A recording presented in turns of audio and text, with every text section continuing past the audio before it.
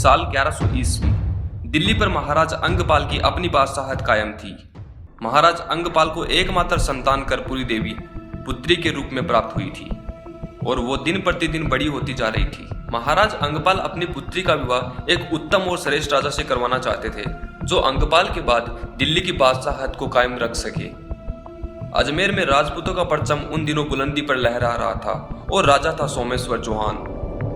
राजा सोमेश्वर की ख्याति देख अंगपाल को अपनी पुत्री के लिए यही राजा सर्वश्रेष्ठ प्रतीत हुआ और कर्पूरी देवी के विवाह का प्रस्ताव दिल्ली से अजमेर के लिए भिजवाया गया। महाराज अंगपाल का मान रखते हुए अजमेर नरेश विवाह का प्रस्ताव स्वीकार कर लेता है और राजसी ठाट-बाट से विवाह संपन्न होता है। दोस्तों, आगे बढ़ने से पहले वीडियो को लाइक कर दीजिए और चैनल को सब्सक्राइब कर लीजिए। तो आइए शिलालेख की इस वीडियो में जानते हैं महान सम्राट पृथ्वीराज चौहान के बारे में। विवाह के कुछ समय बाद मुख पर तेज लिए रानी की कोख से एक पुत्र ने जन्म लिया। पुत्र प्राप्ति के आनंद में राजा ने विशाल भोज का आयोजन करवाया और संपूर्ण भारत से विद्वान पंडितों को आमंत्रित किया। विद्वान पंडितों ने कुंवर का भविष्य फल देख उसका नाम रखा पृथ्वीराज। बाल्यकाल से ही पृथ्वीराज का पालन पोषण वैभवपूर्ण वातावरण में प्रारंभ हो गया। बालक पृथ्वीराज अब 5 वर्ष का हो चला था। अब समय हो आया था पृथ्वीराज को शिक्षा और युद्ध कौशल कला सिखाने का। 5 वर्ष की उम्र में ही बालक को सरस्वती कंठाभरण विद्यापीठ भिजवाया गया, जहां युद्ध कला और शास्त्र विद्या की शिक्षा अपने गुरु श्री राम जी से ली। किशोर अवस्था की ओर बढ़ते हुए बालक ने तलवारबाजी और शब्द भेदी बाणों में तो महारत हासिल कर ली थी। किशोर अवस्था से ही पृथ्वीराज की वीरता और साहस का शौर्य फैलता देख पिता का सीना गर्व से चौड़ा होता जा रहा था। उधर अफगान लुटेरे मोहम्मद गोरी की सल्तनत उस समय गजनी पर कायम थी। भारत का सोने की चिड़िया होना और अपार धन संपदा का भरे होने की जानकारी उसे पहले से ही थी। अफगान लुटेरा भारत को लूटकर गजनी को भी सोने की चिड़िया बनाना चाहता था। यही इरादा लिए मोहम्मद गोरी भारत की ओर बढ़ा और पहला आक्रमण सन 1175 में मुल्तान पर किया। मुल्तान पर अपना राज कायम कर दूसरा आक्रमण सन 1178 में गुजरात में किया, पर गुजरात नरेश मूलराज ने युद्ध में गोरी को धूल चढ़ा दी। अफगान लुटेरा जान बचाकर वापस गजनी भाग गया। इधर राजा सोमेश्वर का असमय स्वर्गवास हो जाने के बाद अजमेर सरदारों ने मात्र 13 वर्ष की उम्र में बालक पृथ्वीराज का युद्ध कौशल और साहस देखकर अजमेर की गद्दी पर राज तिलक कर दिया। ये वही पृथ्वीराज चौहान है जिसको दुनिया दल पंगुल और राय पिथौरा के नाम से भी जानती है। संस्कृत, प्राकृत, मगधी और अपभ्रंश जैसी अनेक भाषाओं का ज्ञान रखने वाला पृथ्वीराज चौहान वेदांत, गणित, पुराण और चिकित्सा शास्त्र का भी ज्ञाता था। शासन के शुरुआती पड़ाव में ही पृथ्वीराज ने अपने राज्य का विस्तार करना प्रारंभ कर दिया था। छोटे छोटे राज्यों को जीतते हुए पृथ्वीराज महोबा, खजुराहो और गुजरात को भी अपने अधीन कर चुका था। यहाँ से मिली धन संपदा से वह अपनी सैन्य शक्तियां मजबूत कर रहा था। महाराज अंगपाल की मृत्यु के बाद दिल्ली की राजगद्दी पर भी पृथ्वीराज चौहान का राज तिलक किया गया और अजमेर को दिल्ली की राजधानी बना दिया गया। इधर एक बार फिर मोहम्मद गोरी भारत पर आक्रमण कर लाहौर, पंजाब और सियालकोट को अपने अधीन कर लेता है और बठिंडा दुर्ग को भी अपने कब्जे में ले लेता है। उस समय बठिंडा दिल्ली राज्य क्षेत्र की सीमा में आता था और दिल्ली की गद्दी पर हिंदुस्तान का शेर सम्राट पृथ्वीराज चौहान बैठा था। बठिंडा दुर्ग की खबर सुन राजपूत शेर सम्राट पृथ्वीराज चौहान दहाड़ लगाकर बोलता है, हम राजपूत है, अपनी मातृभूमि का एक कतरा भी दुश्मन को नहीं लेने देंगे।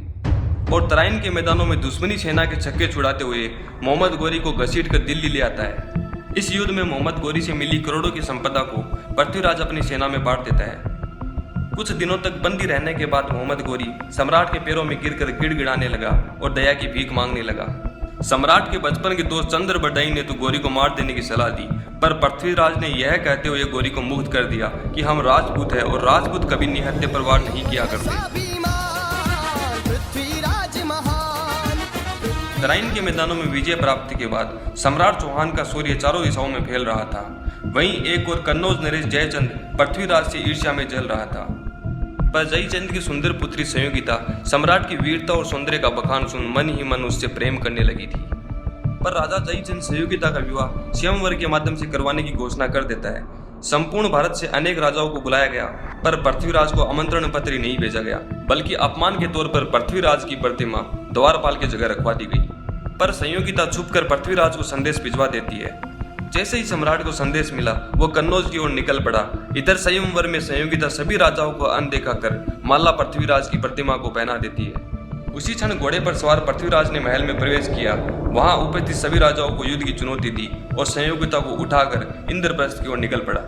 बड़े दरबार में अपमान को राजा जयचंद सहन नहीं कर पाया और पृथ्वीराज से बदला लेने के लिए गौरी को पत्र लिख भारत पर आक्रमण करने के लिए आमंत्रित कर दिया, साथ ही सैन्य शक्तियां भी प्रदान की। सम्राट पृथ्वीराज चौहान से 17 युद्ध हार चुका गौरी कब से मौके की तलाश में ही बैठा था।